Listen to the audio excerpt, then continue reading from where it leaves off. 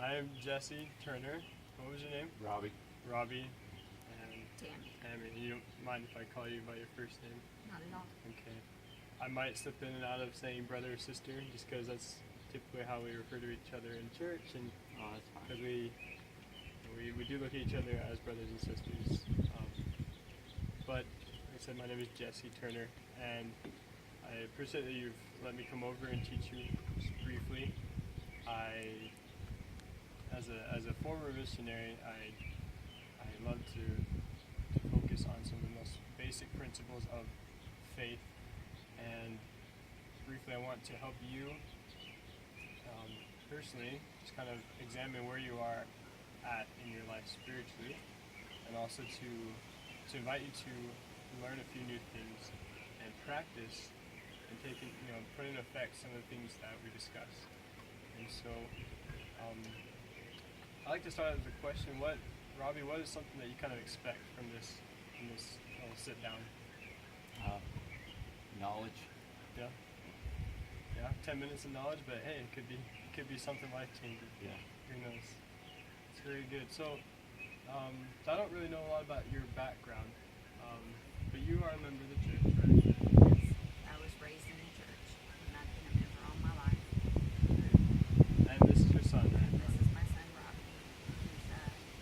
He was a member as a child, and then when he became an adult, he was inactive for a while, but recently he's been investigating, taking some lessons from the missionaries and stuff. For about the last year and a half. Wow. So what was it that brought you to the point where you decided to take your own learning process? What led you up to that point? Yeah. There's no greater force than a mother's love, right? And of course, some of the missionaries, every time they come by for dinner. Oh yeah. That's cool. So for you personally, where do you see it leading, the things that the missionaries are teaching you?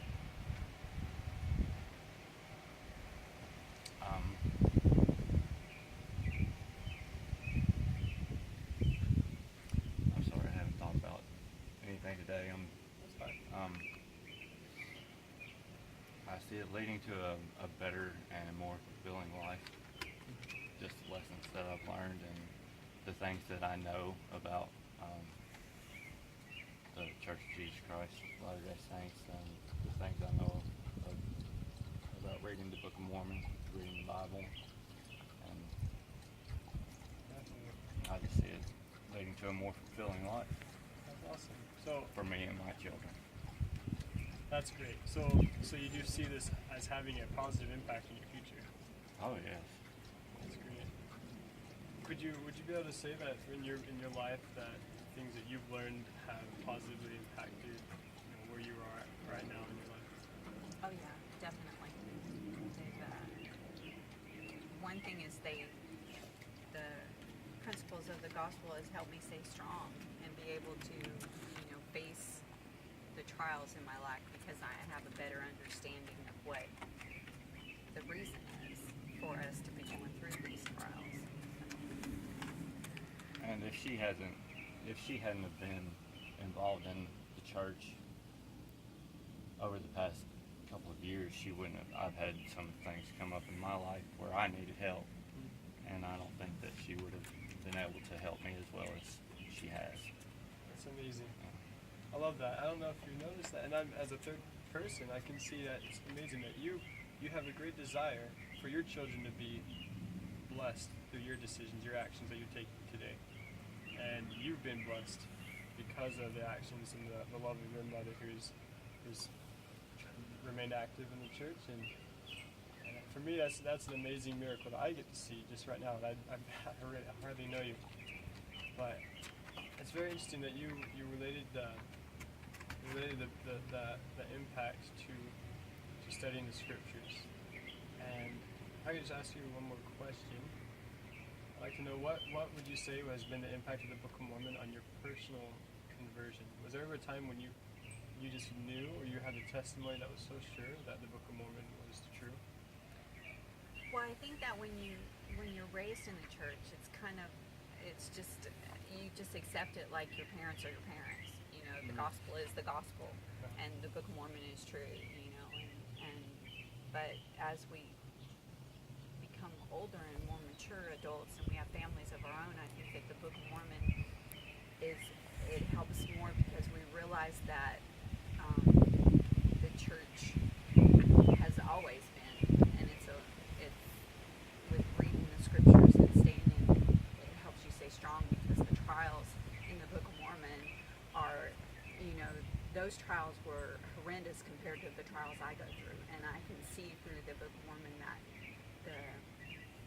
that when we stay strong and remember that, you know, about the atonement, that we're able to go forward in faith and be able to deal with our trials.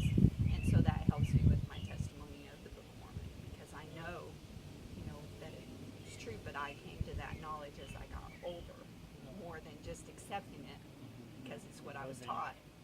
It's actually, you know, becomes a part of your life, and you realize. That's what, from what you share, that's kind of what I gathered, is that it's become, like, the same principles you read about, you see them being fulfilled in your life. As far as, like, you know, blessings when you're obedient, lack of blessings when you forget to keep your commandments. Exactly. Yes. Yeah, that's really neat. I would personally like to share my testimony in the Book of Mormon. I know that because my family read the Book of Mormon every night, even though it's very hard in a big family. I'm sure you know what that's like. It's just, sometimes it just doesn't happen. But my family tried very hard, and my mom also gave me a great example of that. We read every night. Even though I was too young to read, they'd still let me hold the Book of Mormon. I still get to follow my mom's finger along. Eventually to the point where I trusted that this is the Word of God. And I had that trust, like you said. Eventually I prayed, and I had to know for myself, is this true? Have you ever had that experience, Robby, where you felt like you just needed to pray about something? Oh yeah, definitely. I've prayed about whether or not I believe that the Book of Mormon was true. I still pray about it because I'm uncertain. I don't really hold one religion above another. And I've always tried to keep an open mind about things like religion, because there's so many different religions. Right. But I know it all stems from one. And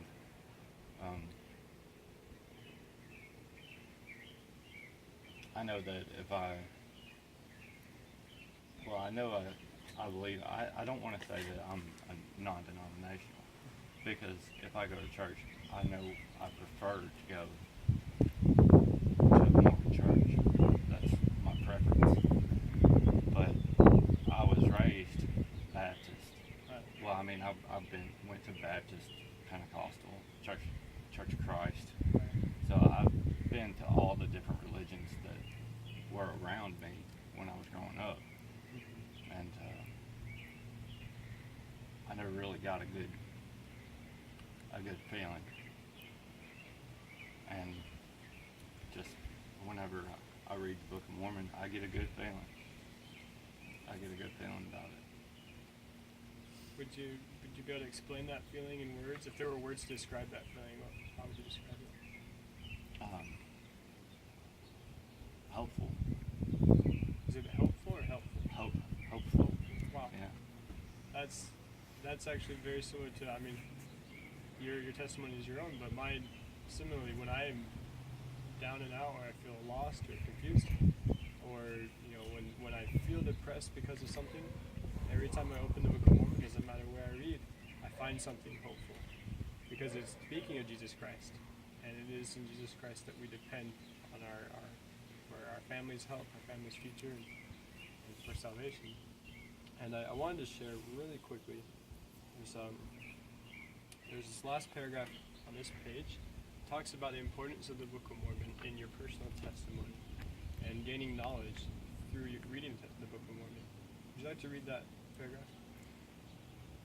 As you come to know that the Book of Mormon is true, you will also come to know by the Holy Ghost that Joseph Smith was a prophet of God, that the gospel of Jesus Christ was restored through him, and that the Church of Jesus Christ of Latter-day Saints is led by a prophet and apostles today.